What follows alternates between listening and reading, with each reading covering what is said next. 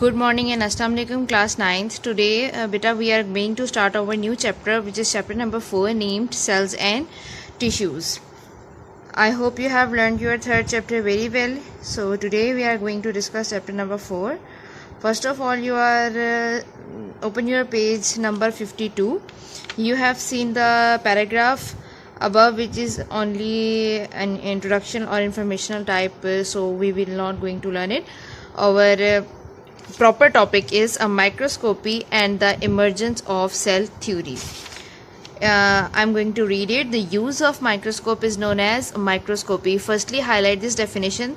Microscopy, it's mean जो microscope का use है वो क्या कहला रहा है? Microscopy. It's mean the use of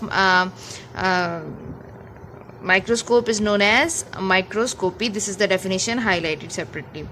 The first compound microscope was developed by Zacharias Janssen. बेटा इस चीज़ को हाईलाइट कर लें. इन हॉलैंड इन 1595. ये आपसे पूछा जाएगा एज ए MCQs और शॉर्ट क्वेश्चन के फर्स्ट कंपाउंड माइक्रोस्कोप किसने बनाई थी? वो किसने बनाई थी जी? Zacharias Janssen ने. कब? 1595 में. और कहाँ? हॉलैंड में.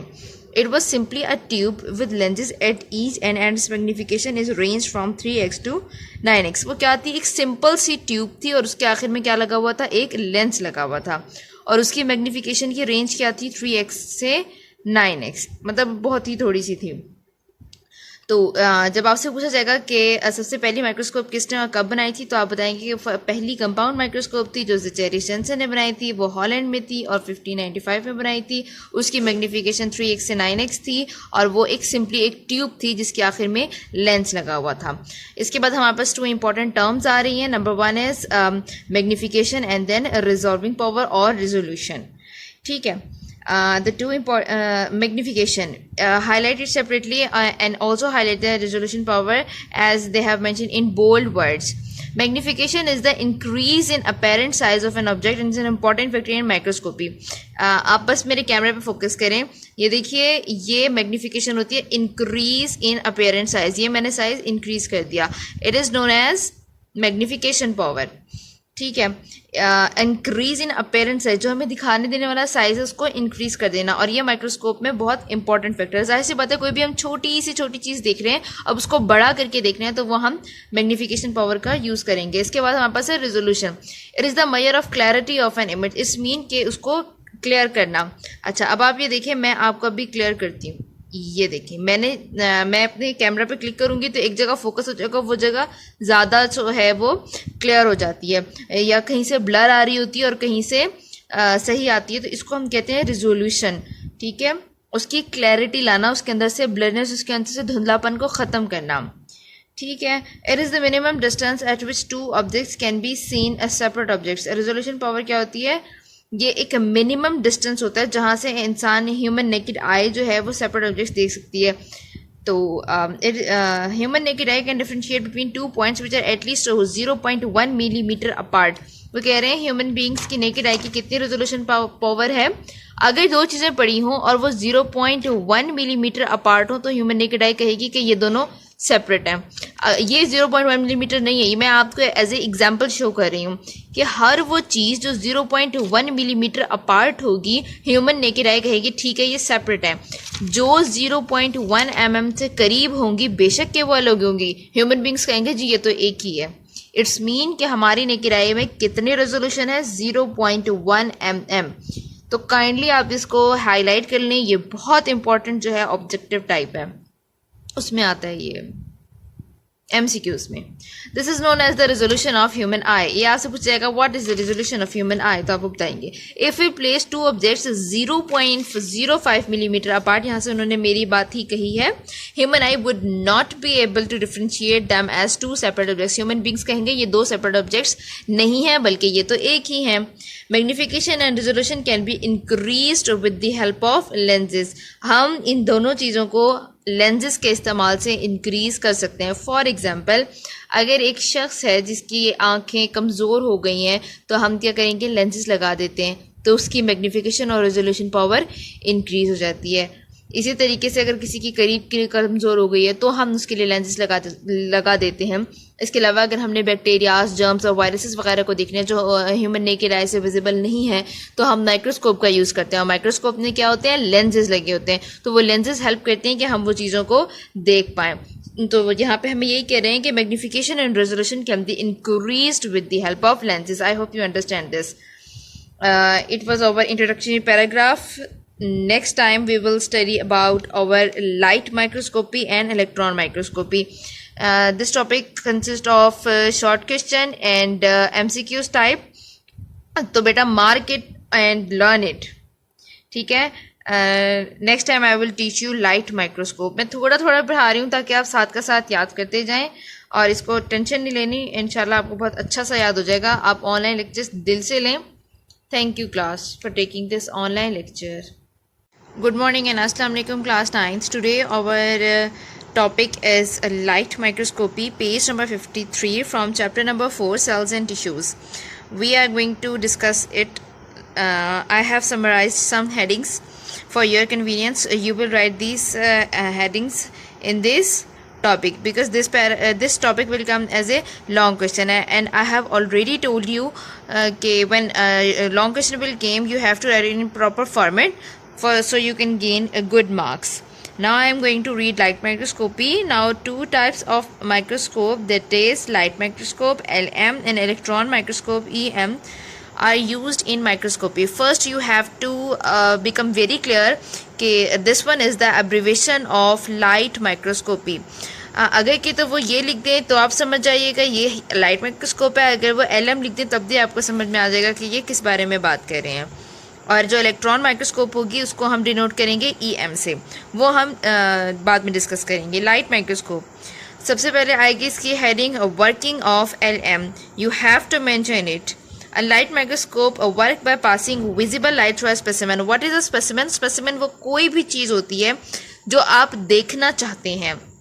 फॉर एग्जाम्पल आपने कोई बैक्टीरिया देखना है, कोई वायरस देखना है, आपने कुछ भी देखना है, आपने उसको बड़ा करके देखना है, तो वो कहलाएगा आपका स्पेसिमेन. वो जो चीज़ आप जिसको देखना चाहते हैं वो स्पेसिमेन है.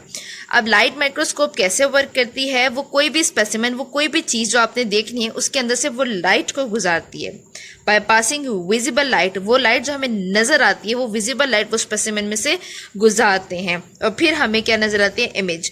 It uses 2 glass lenses. यहाँ इसके ऊपर हेडिंग आएगी lenses. It uses 2 glass lenses. One lens produce an enlarged image. एक लेंस क्या करेगा, ऐसे इनलार्ज्ड इमेज बनाएगा. One lens produce an enlarged image of the specimen, and second lens magnifies the image and project into the viewer's eye or the photographical film. Depend करता है कि आप image को कहाँ देखना चाह रहे हैं. आप अपनी आँख में उसको बनता हुआ देखना चाह रहे हैं कि आपको जब दिखाई दे तो वो बड़ा हो और इस तरीके से हो, या आप उसको किसी फोटोग्राफिकल फिल्म पे चला रहे हैं ताकि वो वहाँ सबको नज़र आए. तो अगर कि तो लाइट माइक्रोस्कोप है, एक लेंस, एक स्पेसिमेन के अंदर से क्या गई, लाइट गई. ये एक लेंस का काम था और उसने क्या कर दिया, इमेज बनाया जो कि कैसा था, इनलार्ज इमेज था. ठीक है. सेकंड ने क्या किया, magnifies the image on the project, और दूसरी वाली ने उस इमेज को पकड़ के हमारी आंख में बनाया या फोटोग्राफिकल फिल्म पे उसको भेज दिया कि सब देख लें कि ये इमेज बन गया है. अब जो इमेज हमारे पास आ गया है, अब हमने क्या करनी है, उसकी पिक्चर खींच लेनी है. A photograph taken through a microscope is called micrograph. Here you go for micrograph. Mention it. कि जो फोटोग्राफ माइक्रोस्कोप से ली जाती है उसको हम क्या कहते हैं, माइक्रोग्राफ. यहाँ तक हमारी सारी हेडिंग्स हो चुकी हैं. इसके बाद आपके पास डायग्राम है, and then we are moving towards magnification of LM. Light microscope can magnify objects about only 1500 times without causing blurriness. Blurriness means dhundlapan. It's mean light microscope. You have to mention magnification of LM here on second paragraph. कि light microscope क्या करती है, magnify करती है उसको 1500 times. अगर कोई चीज़ आपको नज़र आ रही है उसको 1500 टाइम मैग्नीफाई कर देंगे आप लोग. इतना इसकी मैग्निफिकेशन पावर है. Its magnification is 1500x. इसके बाद mention the heading of resolution या resolving power.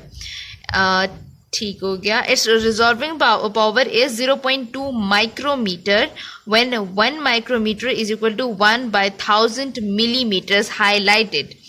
The value 1 micrometer is equal to 1 over 1000 millimeter. It will come as a MCQs or as a short question.